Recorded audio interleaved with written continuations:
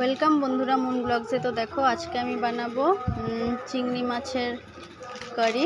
তো দেখতে থাকো। এটা আমি আলু আর ঝিঙ্গা দিয়ে বানাবো। তো চিংড়ি মাছ খেতে আমার খুবই ভালো লাগে। এই যে দেখো এখানে তেল গরম হয়েছে, চিংড়ি মাছগুলো ভেজে নেব একটু লাল লাল করে। চিংড়ি মাছগুলো কেটে ধুয়ে রেখেছিলাম নুন হলুদ মাখিয়ে। তো এবার এটাকে ভালো করে ভেজে নেব। ভাজা ভাজা হয়ে গেছে। চিংড়ি মাছ অনেকভাবে খাওয়া যায় বন্ধুরা, আর অনেক টেস্টও লাগে চিংড়ি মাছ খেতে। আমার তো খুবই ভালো লাগে চিংড়ি মাছ। এই যে দেখো ঝিঙ্গা আলু কেটে নিয়েছি।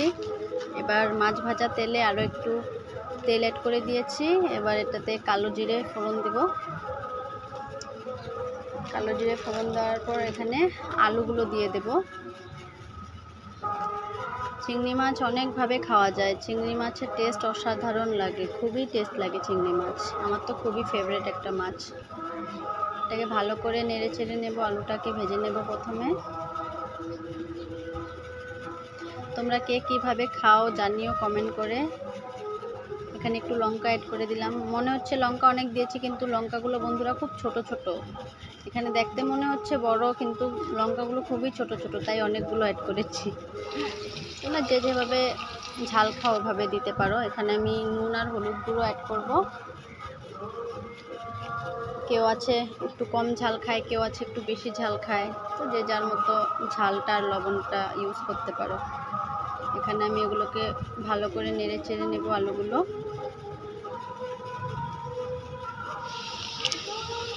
জিরে গুঁড়ো দিয়ে দেব। মশলাগুলো আগে অ্যাড করলাম বন্ধুরা, কারণ ঝিঙ্গে দেওয়ার পর জল উঠে তো মশলাগুলো ভালো করে ভাজা ভাজা হয় না, তাই মশলাগুলো আগে আলুর সাথেই ভাজা ভাজা করে তারপরে এটাতে আমি ঝিঙ্গা অ্যাড করব। মশলাগুলো ভালো করে ভাজা হয়ে গেল। যে এবার আমি ঝিঙ্গেগুলো অ্যাড করব। চিংড়ি মাছ বাটাও খেতে খুব ভালো লাগে বন্ধুরা। চিংড়ি মাছ বাটা খেলে গরম ভাতে উফ, অসাধারণ টেস্ট। মালাই চিংড়িও খেয়ে খুব ভালো লাগে। মালাই চিংড়ি রেসিপিও একবার শেয়ার করব তোমাদের সাথে, কমেন্ট করে জানিও। আমার ভিডিওগুলো কেমন লাগে তোমরা সবাই কমেন্ট করে জানিও প্লিজ। ভালো লাগলে একটি লাইক দিয়ে দিও, তাহলে ইন্সপিরেশন পাওয়া যায়। ভিডিও বানাতেও ভালো লাগে, যে যাক বানাচ্ছি তো মানুষে দেখছে, লাইক কমেন্ট করছে, তো ইন্সপিরেশনটা বাড়ে আরও। তো দেখো এভাবে জল দিয়ে দিয়েছি। এবার এটাকে ভালো করে সবজিগুলোকে সাতলানো হয়ে গেছে, তারপর জল অ্যাড করে দিয়েছি। এবার কিছুক্ষণ এটাকে হতে দেব। কিছুক্ষণ আমি এটাকে ঢাকনা দিয়ে হতে দেব। যে দেখো হয়ে গেছে 10 মিনিট। তারপর আমি ঢাকনাটা সরিয়ে দিলাম। বেশি জল অ্যাড করতে লাগে না, কারণ ঝিঙ্গা থেকেও অনেকটা জল ছাড়ে।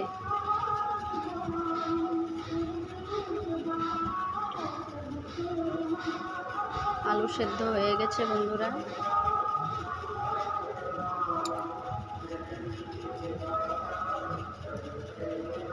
এবার এটাতে আমি মাছ অ্যাড করে দেব।